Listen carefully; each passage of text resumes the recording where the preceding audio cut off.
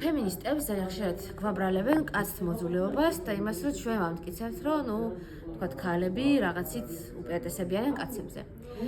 მეც ჩემ თავს ფემინისტად მივიჩნევ და ვთვლი, მაგრამ როგორც ასეთი, რომ რომელიმე ერთი გენდერი თუ სქესი მეორეზე უკეთესი არის, ესე არ არის, ესე არ მივიჩნევ, მაგრამ რეალობას რომ შევხედოთ, ქალებს და კაცებს, საქართველოშიც და მთელ მსოფლიოშიც სხვადასხვანაირად ზრდიან.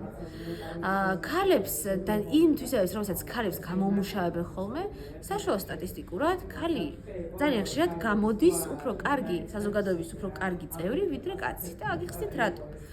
მაგალითად, კვლევებით დადგენილია, რომ ქალები უფრო მეტ თავიანთი შემოსავის უფრო დიდ ნაწილს ახარჯავენ ოჯახს, უფრო მეტად უვლიან მშობლებს, აქვთ უფრო გამომუშავებული მზრუნველობა, თქვათ მოწყვლადი ადამიანების მიმართ, აქვთ მეტი მგრძნობელობა, უფრო ასწავლიან თავმდაბლობას და მოქნილობას, რაც ძალიან მნიშვნელოვანია სწავლისთვის, მაგალითად, ხო, რომ ანუ თავი დახარო და იმუშაო, ხო, სწავლისთვის ეს არის აუცილებელი.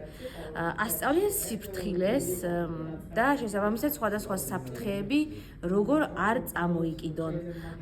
ამ დროს, ამიტომ არის, რომ ქალები უფრო კარგადაც სწავლობენ აკადემიურად, ძალიან ხშირად შესაბამისად. დღევანდელი მოცემულობით ქალი ხშირად უფრო კარგი მოქალაქეა და უფრო კარგი, ესე საზოგადოების უფრო კარგი წევრი, უფრო პასუხისგებლიანი, უფრო თანმიმდევრული ერთგულებას მოითხოვენ ქალებისგან, რაც კაცებს, შედარებით ნაკლებად მოეთხოვებათ ხოლმე. ამიტომ კი დღეს მოცემულობით შეიძლება ქალი უფრო კარგი მოქალაქე და საზოგადოების უკეთესი წევრი იყოს სადღაც.